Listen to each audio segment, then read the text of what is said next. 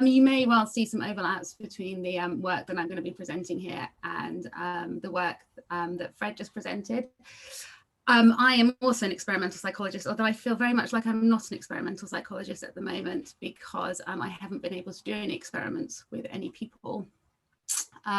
So much of what I'm talking about now is theoretical and my thoughts on the possible and material agency and the possible. So I'm interested in people's thoughts afterwards.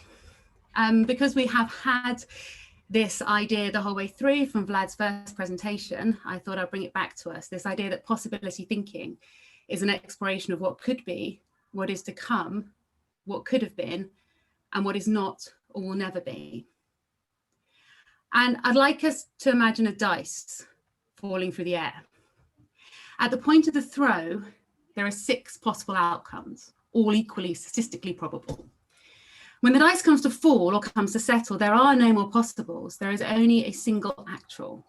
What is, what was, and 5 possibles that will never be. And depending if you have money riding on that roll of the dice, the closing of those possibles may or may not be catastrophic. In this respect, it seems somewhat counterintuitive to have a talk entitled Material Agency and Possibility.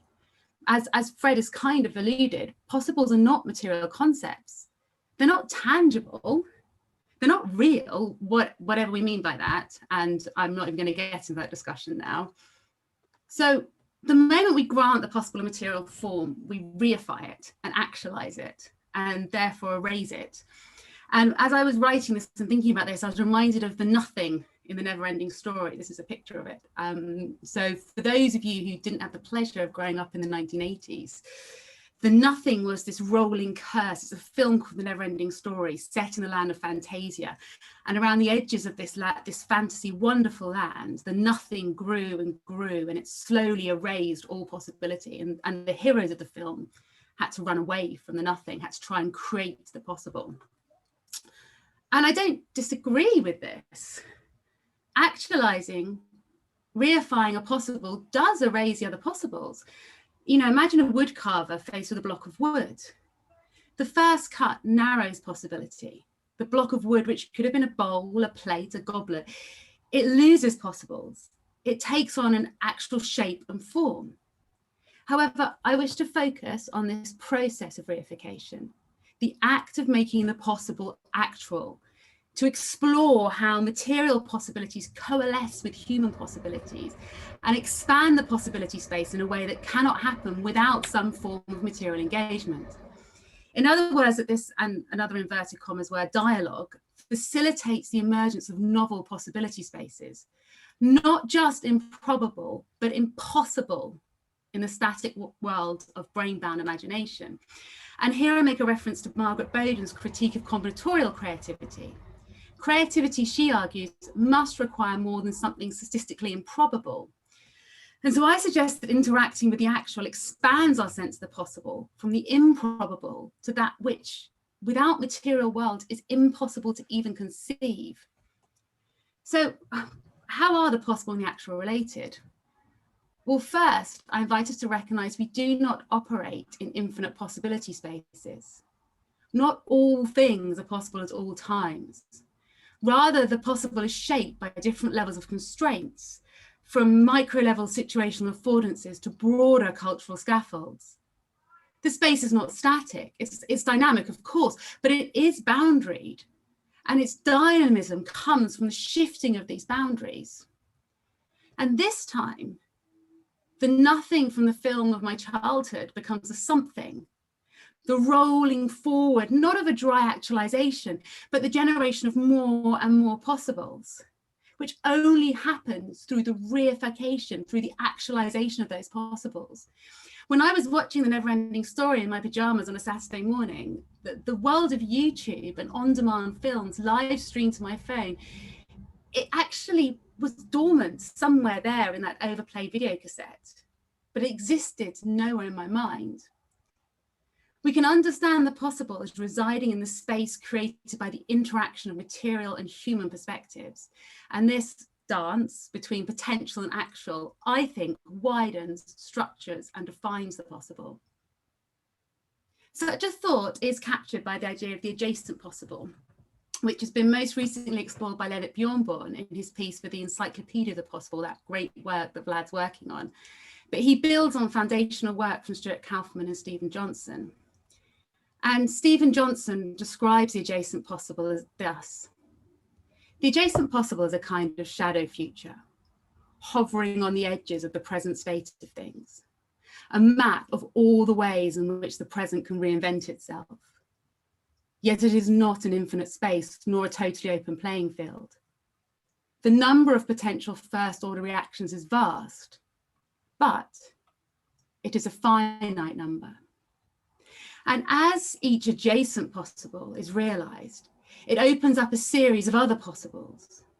And so it is the existence of a fluid possibility space populated by people and things, which means that a focus on body-bound individualistic thinking will limit our understanding of the possible as it unfolds over time. I don't believe we simply construct the possible in our imagination or our language and leave it there. Instead, we construct it in the world, and the possible then emerges from its own creation and is further created by the interactions between the actual and the possible. So as it's actualized, new possibles are created. And this is such a continuous dynamic process. It doesn't make any sense in such a process to talk about the possible as a property of anything other than action and interaction. And on this view then, with the possible and the actual, they're not in opposition. They support each other through the mechanism of the adjacent possible. Actualizing generates more possible.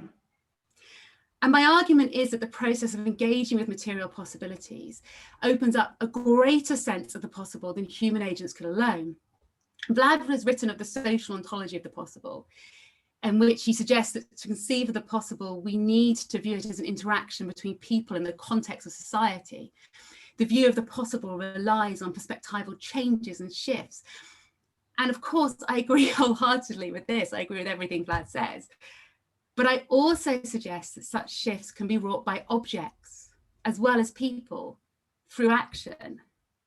Yes, it is true that we can see further by standing on the shoulders of giants, but we can also see further by standing on a ladder, by wearing glasses, by using a telescope, extending our bodily properties far beyond the human possible by encasing them in metal and flying around the world to the moon.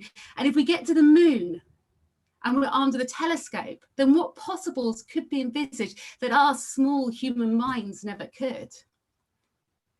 So how does this perspectival shift with things and objects work? Well, objects are normally considered inert, passive, background scaffolds. Even some of those the really sort of materialistic researchers think of them in this way, that they're recruited by an agent. Olakowski writes, materials are generative. They serve as the basis for other creative work, facilitating the performance of activities that would have been impractical without material augmentation. But I think that materials can do more than that. And I think we need to reconsider our understanding and use action, which Vlad has also pointed to as the cradle of the possible, to cement the two together. The joining of the human and the non-human arises through action. And this perspective then opens up possibilities that we'd never conceived of before embarking on this, what I probably call a joint cognitive project. I suggest that materials have a knowledge that is inaccessible to human understanding. And it is through interaction with this knowledge that we can understand and enact our possibles.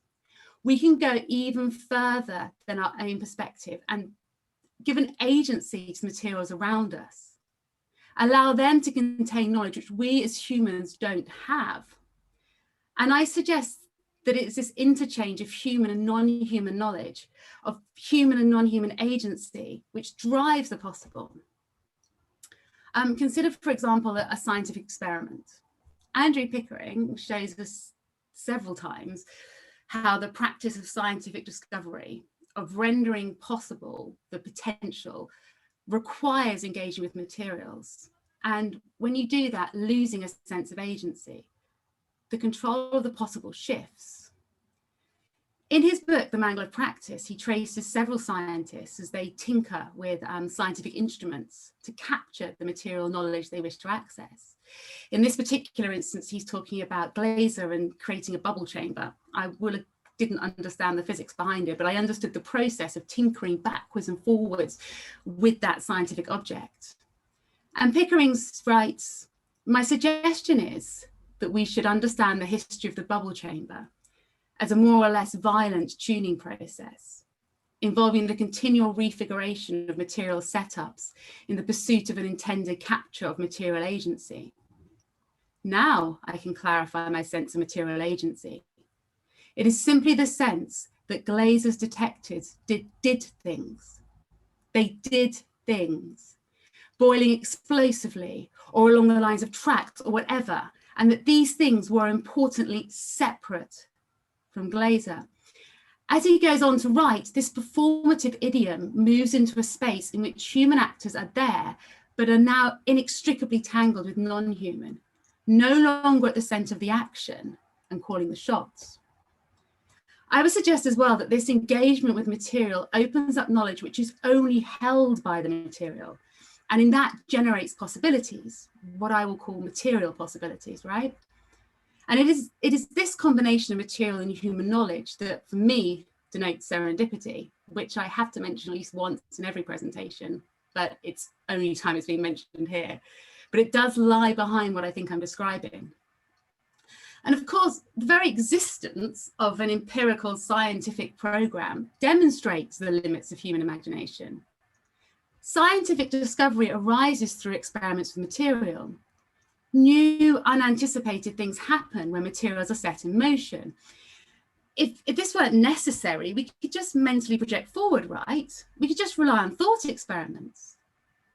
That we don't.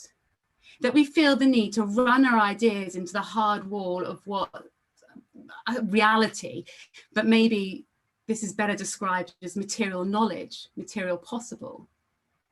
This demonstrates the role that the actual plays and the limits of our brain-bound possible. Material is central to revealing that which we did not know was possible. Material possibilities overlap with and extend human possibilities, pushing the boundaries of the adjacent possible further out. Thinking about the possible, about thought and creativity in this way, requires, just as Fred said, a different sort of investigation. I'm going to go back to Pickering because I would do. And this is the way he looks at a sort of what he calls a cybernetic ontology of life. Things in this sense just happen. This is my basic sense of emergence, a sense of brute chance happening in time. And it is offensive to some deeply ingrained patterns of thought. The latter look for explanations, and the closer to the causal mechanical explanations of classical physics, the better.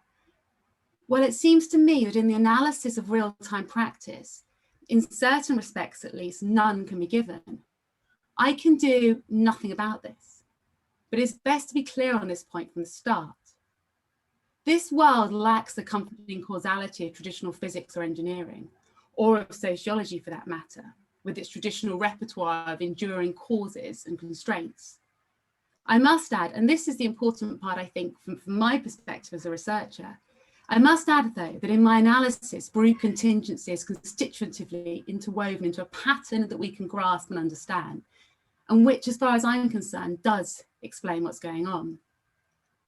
So from my perspective, when we move from the end point backwards, we risk turning the path which led to the eventual outcome into one which was directed that way from the start.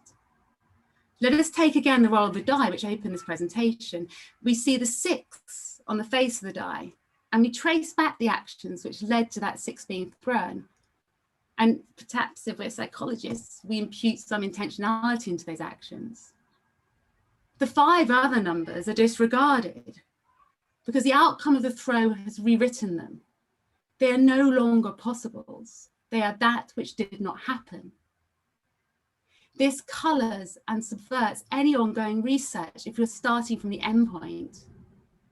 Rather, I suggest we should trace forwards from the widest possibility spaces and work forwards through practice to see what the effects are. Rather than ask, how did the wood turner make a set of goblets, for example, we should be asking what happens when the wood turner engages with the compressed possibilities in that wood. It does go against many deeply ingrained patterns of thought, and it doesn't lend itself to many scientific paradigms that I know of, but I suspect it's the best way we can investigate these things. And I also suspect it is closer to the practice of science as it unfolds in very real scientific laboratories, materially rich, unpopulated by embodied people. And so I think this is key to how we understand the possible, not as a mental projection, not as some kind of daydream from an isolated brain-bound individual.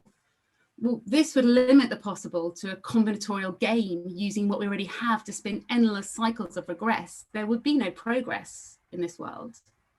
The possible would be static without these opportunities to actualize, to engage in material possibilities and combine the two.